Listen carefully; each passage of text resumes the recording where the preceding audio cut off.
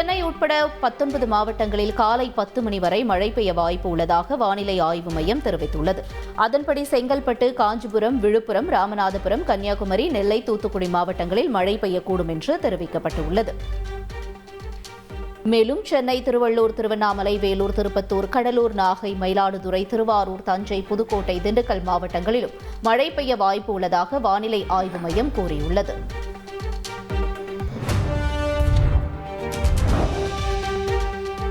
தமிழகத்தின் பல்வேறு பகுதிகளில் கனமழை வெளுத்து வாங்கியது. தூத்துக்குடி மாவட்டம் ஸ்ரீவைகுண்டம், செய்துங்கநல்லூரில் சுமார் 1 மணி நேரம் மழை பெய்தது. நீலகிரி மாவட்டம் குன்னூரில் கடும் பனிமூட்டத்துடன் கூடிய சாரல் மழை பெய்தது. திருவாரூர் மாவட்டத்தின் பல்வேறு பகுதிகளில் 2வது நாளாக கனமழை கொட்டி தீர்த்தது. கரூர் மாவட்டம் அரவக்குறிச்சி, தடாகோவில், பள்ளப்பட்டி உள்ளிட்ட பகுதிகளில் சுமார் 1 மணி நேரம் மிதமான மழை பெய்தது.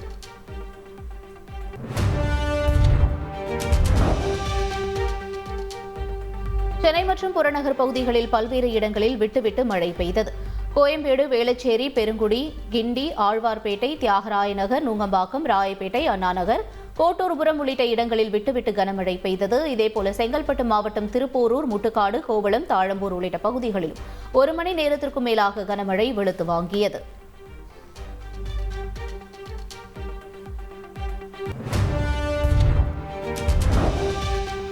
நெல்லை மாவட்டத்தின் பல்வேறு பகுதிகளில் கனமழை பெய்தது. கேசிடி நகர், தியாகராஜ் நகர் உள்ளிட்ட பல்வேறு பகுதிகளில் மழை வெளுத்து வாங்கியது.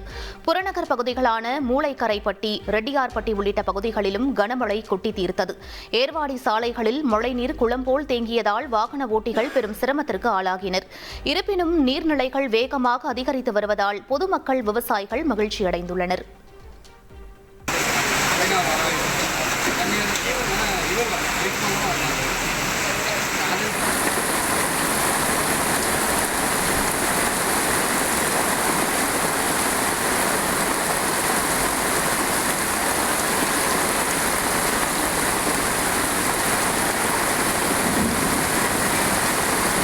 எப்பா பயங்கரமாக இருக்கு.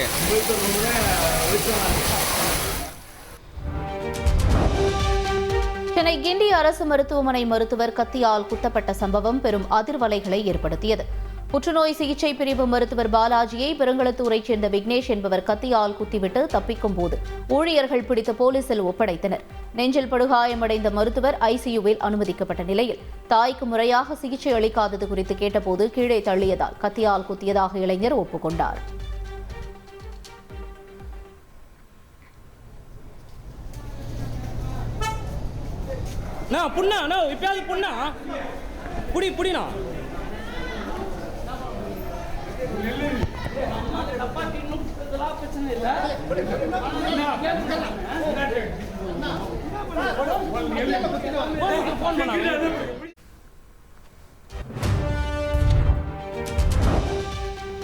சென்னை கிண்டி கலைஞர் நூற்றாண்டு மருத்துவமனை மருத்துவர் பாலாஜியுடன் முதலமைச்சர் மு.க.ஸ்டாலின் தொலைபேசியில் நலம் விசாரித்ததாக அமைச்சர் மா. சுப்பிரமணியன் தெரிவித்துள்ளார். மருத்துவர் பாலாஜியின் உடல்நிலை குறித்தும் அவருக்கு அளிக்கப்படும் சிகிச்சைகள் குறித்தும் முதலமைச்சர் தொலைபேசியில் கேட்டறிந்ததாக அமைச்சர் மா. சுப்பிரமணியன் தெரிவித்துள்ளார். மேலும் மருத்துவர் பாலாஜியின் உடல்நிலை சீராக இருப்பதாகவும் அமைச்சர் தெரிவித்தார். இதனிடையே மருத்துவரை கத்தியால் குத்திய சம்பவம் குறித்து விரிவான விசாரணை நடத்த முதலமைச்சர் ஸ்டாலின் உத்தரவிட்டுள்ளார்.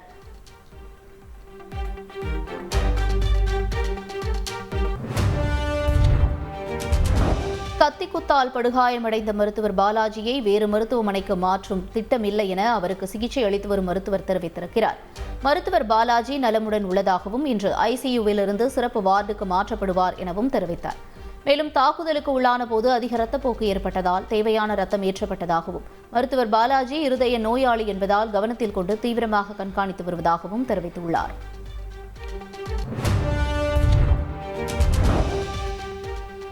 அரசு மருத்துவரை கத்தியால் குத்திய இளைஞர் போலீசாரிடம் அளித்துள்ள பரபரப்பு வாக்குமூலம் குறித்தான தகவல் வெளியாகியுள்ளன. அதில் தனது தாய் பிரேமாவுக்கு 6 மாத காலம் மருத்துவர் பாலாஜி சிகிச்சை அளித்ததாகவும் அதில் எந்த முன்னேற்றமும் ஏற்படாததால் தனியார் மருத்துவமனையில் தனது தாய்க்கு சிகிச்சை மேற்கொண்டதாகவும் தெரிவித்திருக்கிறார். தவறான சிகிச்சைக்கு பொறுப்பேற்று மருத்துவ செலவு தொகையை வழங்க கோரியதாக அந்த இளைஞர் கூறியிருக்கிறார். மருத்துவர் தன்னை கீழே தள்ளியதாகவும் அதனால் ஆத்திரமடைந்து குத்தியதாக விக்னேஷ் வாக்குமூலம் அளித்திருக்கிறார். தனக்கு என்ன வேண்டுமானாலும் தண்டனை கொடுங்கள், என் தாய்க்கு நல்ல சிகிச்சை கொடுங்கள் என வாக்குமூலம் அளித்தபோது விக்னேஷ் கதறி எழுந்ததாக போலீசார் தெரிவித்துள்ளனர். சென்னை கிண்டி அரசு மருத்துவமனையில் மருத்துவரை கத்தியால் குத்திய விவகாரத்தில் கைது செய்யப்பட்ட விக்னேஷை 15 நாட்கள் நீதிமன்ற காவலில் அடைக்க சைதாப்பேட்டை நீதிமன்றம் உத்தரவிட்டுள்ளது. கிண்டி அரசு மருத்துவமனையில் உள்ள மருத்துவர் பாலாஜி அறைக்கு சென்று அறைக்கதவை தாழிட்டு கழுத்து, முதுகு, தோள்பட்டை என 7 இடங்களில் கத்தியால் குத்திய விக்னேஷை கைது செய்த கிண்டி போலீசார் கொலை முயற்சி உட்பட 7 பிரிவுகளின் கீழ் வழக்கு பதிவு செய்தனர்.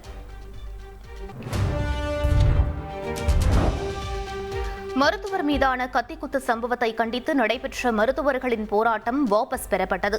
அமைச்சர் மா சுப்பிரமணியன் நடத்திய பேச்சுவார்த்தையில் மருத்துவர் பாதுகாப்பு தொடர்பான கோரிக்கைகள் ஏற்கப்பட்டதாக உறுதியளிக்கப்பட்டதை தொடர்ந்து போராட்டம் கைவிடப்பட்டது. எனினும் இன்று மாலை 6 மணி வரை ஒருநாள் அடையாள வேலை நிறுத்தத்தில் ஈடுபட இருப்பதாக இந்திய மருத்துவ சங்கத்தின் தமிழ்நாடு பிரிவு அறிவித்துள்ளது. சென்னையில் மற்றொரு அரசு மருத்துவர் மீது நடத்தப்பட்ட தாக்குதல் சம்பவம் தொடர்பாக 4 பிரிவுகளின் கீழ் போலீசார் வழக்கு பதிவு செய்துள்ளனர். சென்னை ஸ்டான்லி அரசு மருத்துவமனையில் மனநல மருத்துவராக ஹரிஹரன் வேலை பார்த்து வருகிறார். இவரிடம் நீலாங்கரையைச் சேர்ந்த பரத் என்பவர் மன அழுத்தத்திற்காக சிகிச்சை பெற்று வந்திருக்கிறார். கடந்த 1 மாத காலமாக சிகிச்சை பெற்று வந்த நிலையில் வழக்கமான சிகிச்சைக்கு வந்த மருத்துவர் ஹரிஹரனை கைகளால் சரமாரியாக தாக்கியிருக்கிறார். இதில் காயமடைந்த மருத்துவர் ஹரிஹரனுக்கு அதே மருத்துவமனையில் சிகிச்சை அளிக்கப்பட்டிருக்கிறது. இந்த சம்பவம் தொடர்பாக தாக்குதல், காயம் ஏற்படுத்துதல், அரசு ஊழியரை பணி செய்ய விடாமல் தடுத்தல், கொலை மிரட்டல் விடுத்தல் உள்ளிட்ட 4 பிரிவுகளின் கீழ் போலீசார் வழக்கு பதிவு செய்துள்ளனர். சென்னை ராயபுரத்தில் உள்ள தனியார் மருத்துவமனையில் அதிக கட்டணம் வசூலிப்பதாகவும் அடியாட்களை வைத்து மிரட்டுவதாகவும் நோயாளிகளின் உறவினர்கள் குற்றம் சாட்டியுள்ளனர். தண்டையார்பேட்டையைச் சேர்ந்த உமா மகேஸ்வரனின் தாய்க்கு இதய அறுவை சிகிச்சை முடிந்து டிஸ்சார்ஜ் செய்யும்போது 83,000 ரூபாய் கட்டணம் செலுத்த கூறியதாக தெரிகிறது. இதற்கான ரசீது வழங்குமாறு உமா மகேஸ்வரன் கேட்டபோது மருத்துவமனை நிர்வாகம் முன்னுக்கு பின் முரணான பதில்களை அளித்ததாக சொல்லப்படுகிறது. வழக்கறிஞர்களுடன் கேள்வி எழுப்பியபோது மருத்துவமனை நிர்வாகம் அடியாட்களை வைத்து மிரட்டியதாக குற்றம் சாட்டினர். இதுகுறித்து உமா மகேஸ்வரன் புகார் அளித்ததை அடுத்து போலீசார் விசாரணை மேற்கொண்டு வருகின்றனர். நடிகை கஸ்தூரியின் முன்ஜாமீன் மனு மீதான தீர்ப்பு மெட்ராஸ் உயர்நீதிமன்ற மதுரை அமர்வு இன்று வழங்க உள்ளது. கஸ்தூரி தாக்கல் செய்த முன்ஜாமீன் மனு நீதிபதி ஆனந்த் வெங்கடேஷ் முன்பாக விசாரணைக்கு வந்தபோது முன்ஜாமீன் வழங்க அரசு தரப்பில் கடும் எதிர்ப்பு தெரிவிக்கப்பட்டது. அனைத்து தரப்பு வாதங்களும் நிறைவடைந்த நிலையில் இன்று தீர்ப்பு வழங்கப்பட உள்ளது. சென்னை எழும்பூரில் கடந்த 3ஆம் தேதி நடந்த நிகழ்ச்சியில் தெலுங்கு மக்கள் குறித்து நடிகை கஸ்தூரி பேசியது சர்ச்சையை ஏற்படுத்திய நிலையில் அவர் மீது வழக்கு தொடரப்பட்டுள்ளது.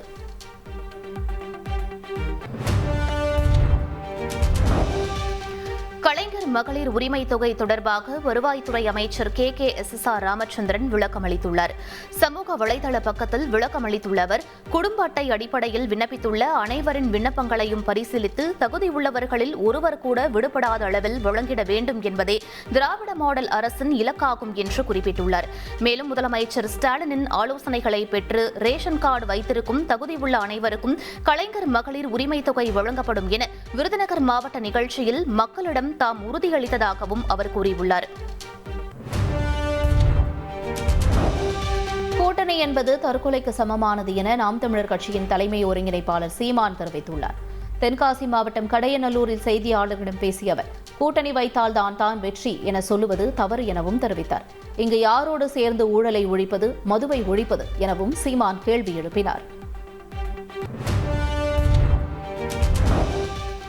தமிழக பள்ளிகளில் 10,000 போலி ஆசிரியர்கள் இருப்பதாக சமூக ஊடகங்களில் வெளிவந்துள்ள செய்தி முற்றிலும் உண்மைக்கு புறம்பானது என பள்ளிக் கல்வித்துறை மறுப்பு தெரிவித்துள்ளது. தருமபுரி மாவட்டம் காரியமங்கலம் பள்ளியில் தனக்கு பதிலாக வேறு ஒருவரை கொண்டு வகுப்பறையில் பாடம் நடத்திய ஆசிரியர் தற்காலிக பணி நீக்கம் செய்யப்பட்டுள்ளதாகவும், இவ்விவகாரத்தில் வேறு நபர்களை கொண்டு கற்பித்தல் பணியில் ஈடுபட்ட ஆசிரியர்கள் குறித்த விவர அறிக்கை கல்வி அலுவலர்களிடமிருந்து ஏதும் பெறப்படவில்லை எனவும் தெரிவித்துள்ளது.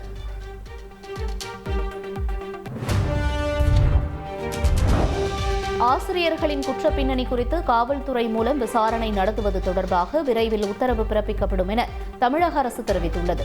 கிருஷ்ணகிரி போலி NCC முகாம் தொடர்பான வழக்கு விசாரணையின் போது சென்னை உயர்நீதிமன்றம் தெரிவித்த யோசனை அடிப்படையில் உத்தரவு பிறப்பிக்கப்பட உள்ளது என தமிழக அரசு தெரிவித்துள்ளது. மேலும் பள்ளிகளில் பாலியல் தொல்லை குறித்து புகார் அளிக்க புகார் பெட்டிகள் வைக்க முதலமைச்சர் உத்தரவிட்டுள்ளதாக அரசு தரப்பில் தெரிவிக்கப்பட்டது.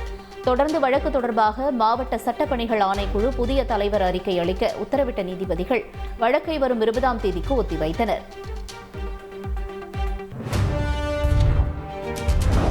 சென்னை அசோக் நகரில் உள்ள அரசு பள்ளி வளாகத்தில் நள்ளிரவில் கொழுந்துவிட்டு எரிந்தபடி நுழைந்து உயிரிழந்த நபரால் பெரும் பரபரப்பு ஏற்பட்டுள்ளது. பள்ளி வளாகத்தில் இரவு 11 மணியளவில் பயங்கரமான கூச்சல் சப்தம் கேட்டுள்ளது. விடுதியில் உறங்கிக் கொண்டிருந்த மாணவர்கள் மற்றும் காப்பாளர்கள் வெளியே வந்து பார்த்தபொழுது 40 வயது மதிக்கத்தக்க நபர் கொழுந்துவிட்டு எரிந்த நிலையில் கூச்சலிட்டபடி விடுதியை நோக்கி வந்துள்ளார். விடுதியின் உள்ளே நுழைந்ததும் சரிந்து விழுந்து உயிரிழந்துள்ளார். தகவலறிந்து சென்ற போலீசார் உடலை கைப்பற்றி ராயப்பேட்டை அரசு மருத்துவமனைக்கு அனுப்பி வைத்தனர். உயிரிழந்தவர் யார் என்று தெரியாத நிலையில் அவர் யார், பூட்டப்பட்டிருந்த பள்ளி வளாகத்திற்குள் எப்படி வந்தார் என்பது குறித்து விசாரணை மேற்கொண்டு வருகின்றனர். கன்னியாகுமரியில் திடீரென தீப்பற்றி எரிந்த செல்போனால் இளைஞர் ஒருவர் பலியானார். திருநெல்வேலி மாவட்டம் நாங்குநேரியைச் சேர்ந்த செல்வத் சதீஷ் கன்னியாகுமரியில் நண்பர்களுடன் தங்கி பெயிண்டர் வேலை செய்து வந்தார். தனது அறையில் செல்போனை சார்ஜ் போட்டுவிட்டு தூங்கிய செல்வ சதீஷ் வெகுநேரமாக வெளியே வரவில்லை. அவரது நண்பர்கள் கதவை உடைத்து உள்ளே சென்று பார்க்கவே செல்வ சதீஷ் சடலமாக கிடந்துள்ளார். சார்ஜ் போட்டிருந்த செல்போன் திடீரென தீப்பற்றி எரிந்ததாகவும் அதிலிருந்து வந்த புகையால் செல்வ சதீஷ் உயிரிழந்துள்ளதாகவும் கூறப்படுகிறது. இதுகுறித்து இரணியல் போலீசார் விசாரித்து வருகின்றனர். OPG குழுமம் தொடர்பான இடங்களில் நடத்தப்பட்ட சோதனையில் 8,38,00,000 ரூபாய் பறிமுதல் செய்யப்பட்டுள்ளது. இயக்குநர்களுக்கு சம்மன் அனுப்பி அடுத்த கட்டமாக விசாரணை நடத்த முடிவு செய்யப்பட்டுள்ளது. தனியார் மின் உற்பத்தி நிறுவனமான OPG குழுமத்திற்கு சொந்தமான இடங்களில் கடந்த 11 மற்றும் 12ஆம் தேதிகளில் அமலாக்கத்துறையினர் அதிரடி சோதனை மேற்கொண்டனர். அந்நிய செலாவணி மேலாண்மை சட்டம் மற்றும் அந்நிய நேரடி முதலீட்டு விதிமுறைகளை மீறியது தொடர்பாக சோதனை நடத்தப்பட்டது.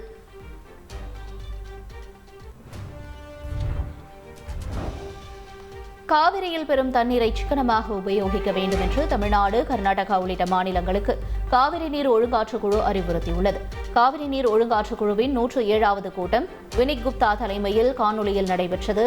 இதில் இந்த மாதம் தமிழகத்திற்கு வழங்க வேண்டிய 13.78 TMC நீரில் 9.58 TMC வந்துள்ளதாகவும் எஞ்சிய நீர் வழங்கப்படும் என்றும் தெரிவிக்கப்பட்டது. இதேபோல புதுச்சேரி, கேரளா மாநில அதிகாரிகள் தங்கள் தரப்பு கோரிக்கைகளையும் முன்வைத்தனர்.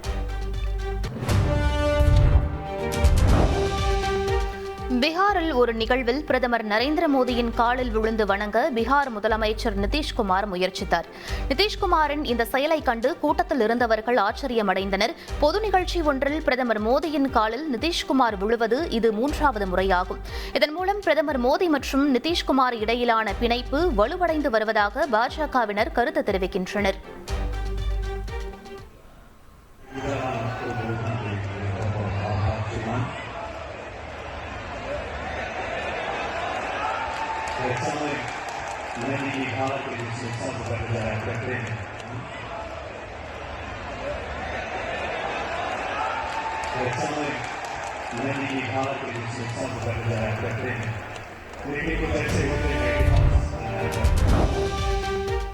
ராஜஸ்தான் இடைத்தேர்தலில் அதிகாரியை சுயேட்சை வேட்பாளர் தாக்கியது, அதனைத் தொடர்ந்து நள்ளிரவில் வன்முறை வெடித்து கிராமம் தீ வைத்து எரிக்கப்பட்டது அதிர்ச்சியை ஏற்படுத்தியுள்ளது.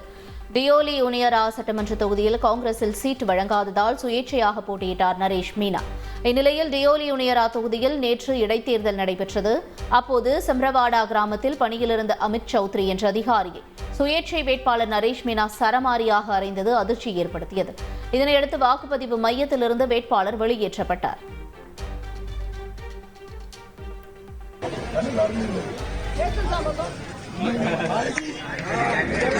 उसकी मेहंदी यही उतरेगी। गिरफ्तार करो।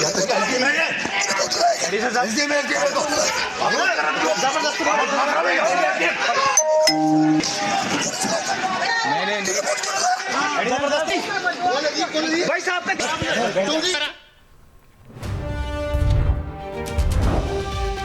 சம்ரவாடா கிராமத்தில் சுயேட்சை வேட்பாளர் நரேஷ் மீனாவும் அவரது ஆதரவாளர்களும் தர்ணாவில் ஈடுபட்டபோது திடீரென வன்முறை வெடித்தது. அப்போது போராட்டத்தில் ஈடுபட்ட நரேஷ் மீனாவை போலீசார் கைது செய்ய முயற்சித்ததால் போலீசாரையும் தாக்கி விரட்டியடித்தனர். இதில் பல போலீசார் காயமடைந்தனர். இந்த வன்முறையில் பல்வேறு வாகனங்கள் தீ வைத்து எரிக்கப்பட்டன. ஆளும் கட்சிக்கு ஆதரவாக போலீசார் செயல்பட்டதால் வன்முறை வெடித்ததாக நரேஷ் மீனா தரப்பினர் குற்றம் சாட்டினர்.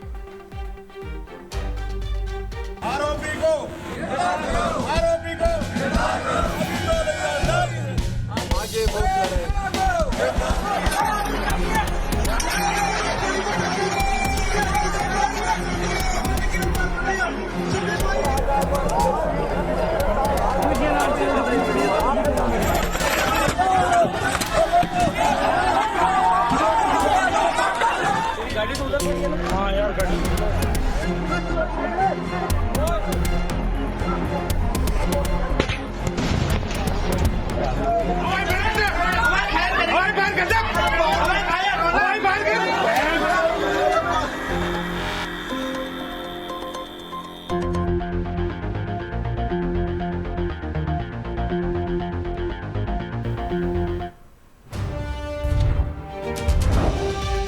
இலங்கையில் நாடாளுமன்ற தேர்தலுக்கான வாக்குப்பதிவு தொடங்கியது. காலை 7 மணிக்கு தொடங்கிய வாக்குப்பதிவு மாலை 4 மணி வரை நடைபெறவுள்ளது. அதன் பின்னர் உடனே வாக்கு எண்ணிக்கை நடத்தப்பட்டு முடிவுகள் அறிவிக்கப்படும். 225 இடங்கள் கொண்ட நாடாளுமன்றத்திற்கு 196 இடங்களுக்கான உறுப்பினர்களை மக்கள் நேரடியாக வாக்களித்து தேர்ந்தெடுக்க உள்ளனர். இதுவரை நடைபெற்ற தேர்தல்களில் அதிபர் தேர்தலில் வெற்றி பெற்றவரின் கட்சியே வெற்றி பெற்றுள்ளது. அனுரகுமார திசநாயக்கவின் தேசிய மக்கள் கட்சியும் பெரும்பான்மையை கைப்பற்றுமா என்ற எதிர்பார்ப்பு எழுந்துள்ளது.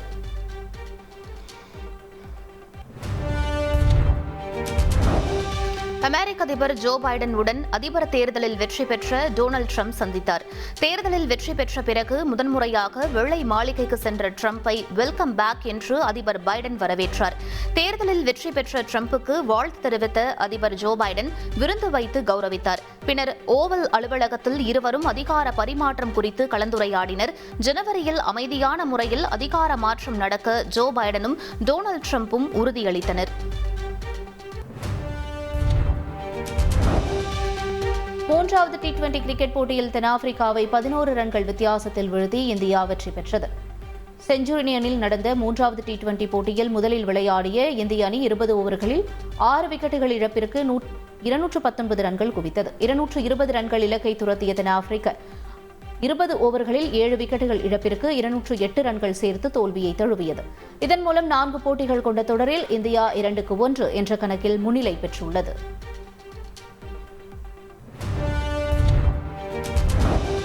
தென்னாப்பிரிக்க அணிக்கு எதிரான மூன்றாவது T20 போட்டியில் இந்திய இளம் வீரர் திலக் வர்மா அதிரடியாக விளையாடி சதமடித்து அசத்தினார்.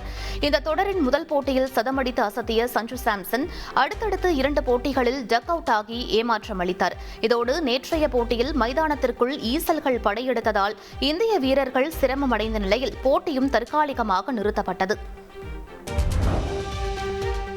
மாவட்டம் பல்லடம் அருகே நீர்நிலை ஆக்கிரமிப்பில் உள்ள வேளம்பட்டி சுங்கச்சாவடி அலுவலக கட்டடத்தை இடிக்கும் பணிகள் தொடங்கியுள்ளன. நீர்நிலையை ஆக்கிரமித்து இந்த சுங்கச்சாவடி கட்டப்பட்டுள்ளதாக கூறி 2 ஆண்டுகளாக பொதுமக்கள் தொடர் போராட்டங்களில் ஈடுபட்டு வந்தனர். இந்நிலையில் சுங்கச்சாவடி திறக்கப்பட இருப்பதாக தகவல் வெளியானதை அடுத்து நேற்று முன்தினம் போராட்டத்தில் ஈடுபட்டனர். அவர்களுடன் ஆட்சியர் பேச்சுவார்த்தை நடத்தி நீர்நிலை ஆக்கிரமிப்பில் உள்ள சுங்கச்சாவடி கட்டடம் இடிக்கப்படும் என உறுதியளித்தார். அதன்படி சுங்கச்சாவடி அலுவலக கட்டடத்தை இடிக்கும் பணியை வருவாய்த்துறை அதிகாரிகள் தொடங்கியுள்ளனர்.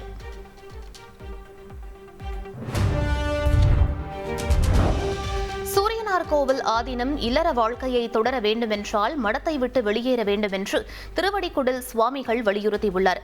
திருமணம் குறித்து சூரியனார்கோவில் ஆதீனம் சொல்வது சரியானது கிடையாது என்று கூறியவர் மடத்தின் நிர்வாகம் அறநிலையத்துறையிடம் செல்வது ஆபத்தான ஒன்று என்றும் தெரிவித்தார். தென்காசியில் பொதுமக்களுக்கு இடையூறு செய்யும் வகையில் பிறந்தநாள் கொண்டாடிய இளைஞரை போலீசார் கைது செய்தனர்.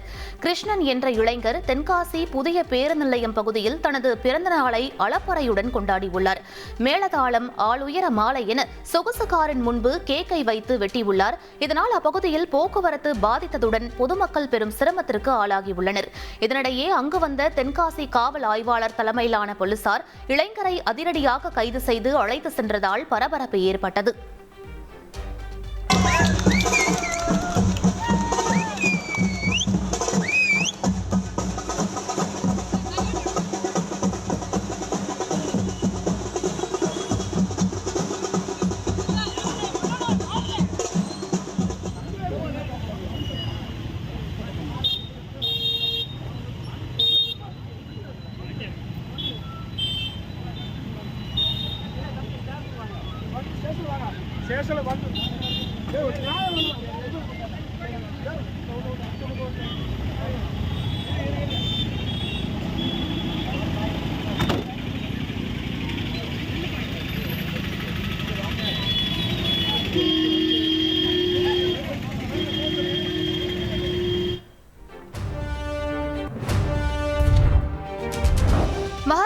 மாவட்டத்தில் ஆம்புலன்ஸ் ஒன்றில் ஆக்ஸிஜன் சிலிண்டர் வெடித்து சிதறிய விபத்தில் நூலிழையில் கர்ப்பிணி உயிர் தப்பியுள்ளார்.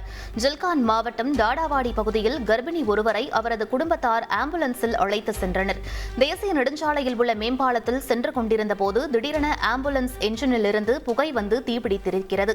இதனை பார்த்த ஆம்புலன்ஸ் ஊழியர் உடனடியாக கர்ப்பிணி பெண்ணையும் மற்றவர்களையும் அழைத்துக் கொண்டு வெளியேறினார். அடுத்த சில நொடிகளில் ஆம்புலன்ஸில் இருந்த ஆக்ஸிஜன் சிலிண்டர் பயங்கரமாக வெடித்து சிதறியது.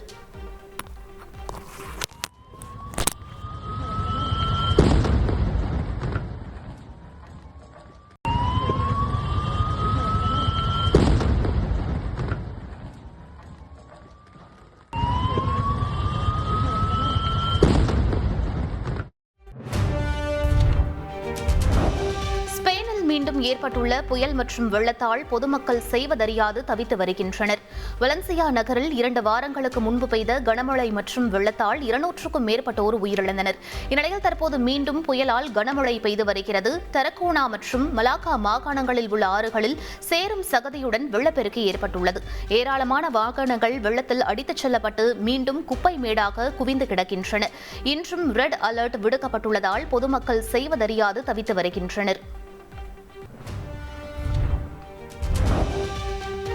கங்குவா திரைப்படம் வெளியீட்டை முன்னிட்டு கோவை சென்ற நடிகர் சூர்யாவுக்கு சிறப்பு காட்சிக்கான டிக்கெட்டுகளை காண்பித்து ரசிகர்கள் மகிழ்ச்சியடைந்தனர். குடும்ப நிகழ்ச்சிக்காக கோவை சென்றுள்ள சூர்யா நிகழ்ச்சியை முடித்துவிட்டு கோவை அல்லது சென்னையில் கங்குவா திரைப்படத்தை காண திட்டமிட்டுள்ளதாக கூறப்படுகிறது. மேலும் கோவை விமான நிலையத்தில் ரசிகர்கள் மற்றும் பொதுமக்கள் சூர்யாவுடன் புகைப்படம் எடுத்துக் கொண்டனர். முன்னதாக கங்குவா திரைப்படம் வெற்றி பெற இயக்குநர்கள் லோகேஷ் கனகராஜ், கார்த்திக் சுப்புராஜ், வெங்கட் பிரபு உள்ளிட்டோர் படக்குழுவுக்கு வாழ்த்துக்களை தெரிவித்துள்ளனர். மயிலாடுதுறை மாவட்டம் சீர்காழியில் உள்ள அரசு மருத்துவமனையில் காலில் அடிபட்டு சிகிச்சைக்கு வந்த நபர் செவிலியர் இல்லாததால் தானே மருந்தை எடுத்து கட்டு போட்டுக் கொண்ட காட்சி சமூக வலைதளங்களில் பரவி வருகிறது. இளைஞர் சிகிச்சைக்கு வந்தபோது மருத்துவரும் செவிலியரும் இல்லாததாக சொல்லப்படும் நிலையில் மருந்தை வைத்து தனக்குத்தானே காலில் கட்டு போட்டுக் கொண்டார்.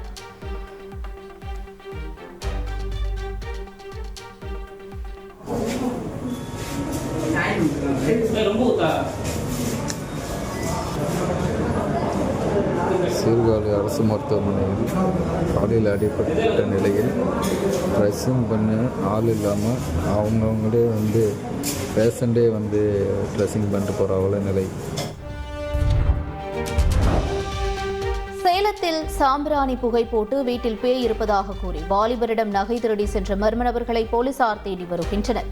சேலம் தளவாய்ப்பட்டியைச் சேர்ந்த விஜய் என்ற இளைஞர் வீட்டில் தனியாக இருந்தபோது மயிலிறகால் சாம்பிராணி போடும் 2 பேர் வீட்டிற்கு வந்தனர். அவர்கள் வீட்டில் பேய் இருப்பதாகவும் இதனால் அவரின் தாயாருக்கு உடல்நலம் பாதிக்கப்படுவதாகவும் தெரிவித்தனர். தங்க நகைகளை வைத்து பூஜை செய்தால் உயிர் பிழைக்கலாம் என்று தெரிவித்ததுடன் பீரோவில் இருந்த 3.5 பவுண்ட் நகையை விஜய் எடுத்துக் கொடுத்துள்ளார். அதனை வைத்து சாம்பிராணி புகைகளை எழுப்பிய அந்த நபர்கள் நகைகளை எடுத்து சென்று விட்டனர். இதுகுறித்து புகார் அளிக்கப்பட்டதன் பெயரில் போலீசார் மர்ம நபர்களை தேடி வருகின்றனர்.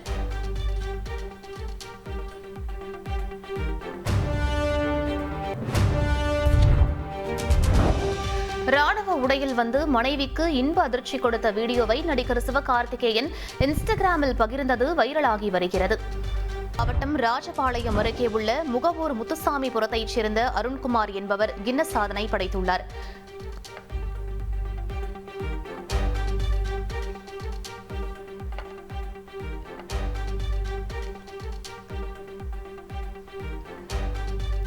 வேலூர் மாவட்டம் கேவிக்குப்பம் அருகே நடைபெற்ற நிகழ்ச்சியின் போது MP கதிர் ஆனந்தை அப்பகுதி பெண்கள் சூழ்ந்து கொண்டு தங்களுக்கு மகளிர் உரிமைத் தொகை வரவில்லை என்று தெரிவித்தனர். அதற்கு முதலமைச்சர் எல்லோருக்கும் உரிமைத் தொகை பெற்றுத் தருவார் என அவர் பதிலளித்தார். அதனைத் தொடர்ந்து 100 நாள் வேலைக்கு ஊதியம் உயர்த்தி அறிவித்த நிலையில் முறையாக ஊதியம் தரப்படுவதில்லை என்று பெண்கள் முறையிட்டனர். அதற்கு பதிலளித்த கதிர் ஆனந்த் 100 நாள் வேலைக்கு ஊதிய உயர்வு கேட்கும் நேரத்தில் அந்த திட்டத்தை ரத்து செய்ய மத்தியில் ஆளும் பிரதமர் மோடி தலைமையிலான அரசு திட்டமிட்டு வருவதாக தெரிவித்தார். ஏரி வேலை நாங்கள் ஏற்றி சம்பளத்தை ஏற்றி கொடுக்குறோன்னு சொன்னோம். ஆனால் ஜெயிச்சு வந்தது மோடி ஜெயிச்சு வந்துட்டார். இப்போது இந்த மாதம் 25ஆம் தேதி வருது. இந்த மாதம் 25ஆம் தேதி தான் பாராளுமன்றம் கூடுது. அதில் தான் மோடி சொல்ல போகிறாரு, இந்த 100 நாள் வேலை திட்டத்தை ஏற்றி கொடுக்க போகிறாரா இல்லை ரத்து பண்ணலாமான்னு யோசிக்கிறார்.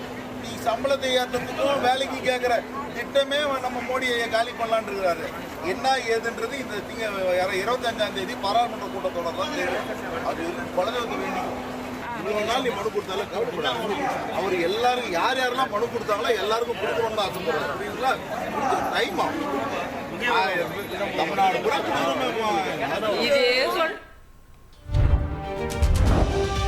திருவண்ணாமலை மாவட்டம் போலூர் அருகே பள்ளிக்கு கூடுதல் ஆசிரியர்கள் பணியமர்த்தப்படவில்லை என்று கூறி பெற்றோர்கள் பள்ளிக்கு பூட்டு போட்டு மாணவர்களை அழைத்து சென்றனர். பள்ளக்குளை கிராமத்தில் செயல்படும் ஊராட்சி ஒன்றிய தொடக்கப் பள்ளியில் 75 மாணவர்கள் பயின்று வருகின்றனர். இந்நிலையில் இப்பள்ளியில் ஒரே ஒரு ஆசிரியர் மட்டும் 1 முதல் 5ஆம் வகுப்பு வரையிலான மாணவர்களுக்கு பாடம் நடத்தி வருவதாக கூறப்படுகிறது. இதனால் மாணவர்களின் கல்வித்தரம் பாதிக்கப்படுவதாக கூறி பெற்றோர் புகார் மனு அளித்தனர். இந்நிலையில் கூடுதலாக ஆசிரியர்கள் பள்ளிக்கு பணி அமர்த்தப்படவில்லை என்று கூறி பெற்றோர்கள் பள்ளிக்கு பூட்டு போட்டு பள்ளிக்கு வருகை தந்த மாணவர்களை வீட்டிற்கு அழைத்து சென்றனர்.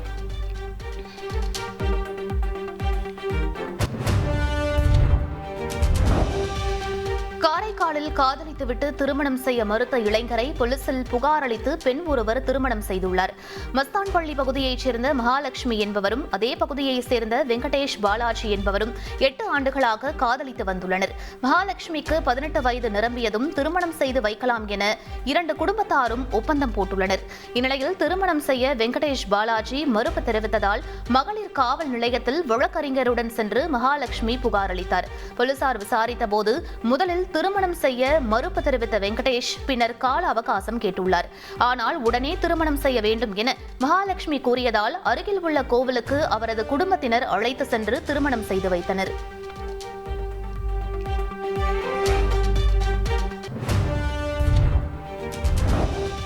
திருவாரூர் மாவட்டம் மன்னார்குடி அருகே காஞ்சிக்குடிக்காடு கிராமத்தில் மழைநீர் வடியாததால் 50 ஏக்கர் பரப்பளவில் நடவு செய்யப்பட்ட சம்பா பயிர்கள் நீரில் மூழ்கியது. இந்த கிராமத்தில் செல்லும் கட்டேரிவடி வாய்க்கால் தூர்வாரப்படாததால் கடந்த 3 ஆண்டுகளாக மழைக்காலங்களில் சம்பா நடவு பணியில் பெரும் பாதிப்பு ஏற்படுவதாகவும் துறை சார்ந்த அதிகாரிகள் இதனை உடனடியாக பார்வையிட்டு நடவடிக்கை மேற்கொள்ள வேண்டும் என்றும் விவசாயிகள் கோரிக்கை விடுத்துள்ளனர்.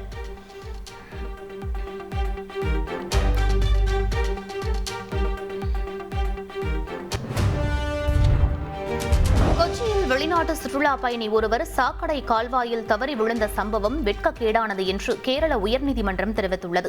எர்ணாகுளம் மாவட்டத்தில் உள்ள போர்ட் கொச்சியில் கடந்த வாரம் புனரமைப்புக்காக திறக்கப்பட்ட சாக்கடை கால்வாயில் பிரான்ஸ் நாட்டு சுற்றுலா பயணி தவறி விழுந்து தொடை எலும்பு முறிந்தது. இது பெரும் அதிர்ச்சியை ஏற்படுத்திய நிலையில் இது தொடர்பான வழக்கு கேரள உயர்நீதிமன்றத்தில் விசாரணைக்கு வந்தது.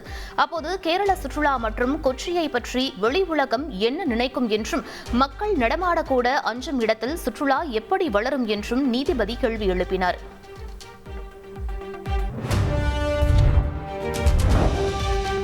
விருதுநகர் மாவட்டம்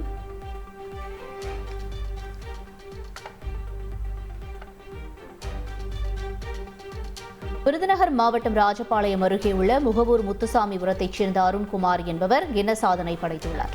அவர் கைகளை தரையில் ஊன்றியவாறு தலைகீழாக நின்று 1 லிட்டர் தண்ணீரை குடித்து சாதனை படைத்துள்ளார். தமிழக அரசு உதவினால் மேலும் பல சாதனைகள் புரிய தயாராக உள்ளதாக அருண்குமார் தெரிவித்திருக்கிறார். பாலிவுட் நடிகர் சல்மான் கானுக்கு மிரட்டல் விடுத்த வழக்கில் மேலும் ஒரு நபரை கர்நாடகாவில் போலீசார் கைது செய்தனர். கர்நாடகாவின் ராய்ச்சூர் மாவட்டத்தில் சோயல் பாட்ஷா என்பவரை போலீசார் கைது செய்தனர்.